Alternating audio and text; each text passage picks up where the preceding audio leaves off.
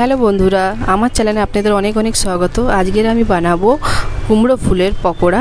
তো চলো কীভাবে বানাই আপনাদের সঙ্গে শেয়ার করি। এই যে ভিতরের হলুদ অংশটা এইটা ফেলে দিতে হবে, আর পেছনের বোটাগুলো কেটে ফেলে দিতে হবে।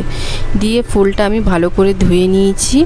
চলো ফুল পকোড়া বানানোর জন্য ব্যাটারটা বানিয়ে নিই। ব্যাটারের জন্য নিয়েছি বেসন, চালের গুঁড়ো, অল্প একটু জিরে, কালো জিরে, আর নিয়ে নেবো হলদি, লঙ্কার গুঁড়ো আর একটু বেকিং পাউডারটা নিয়ে নিয়েছি। এই যে এবার আমি সবগুলো ভালো করে মিক্স করে নেব।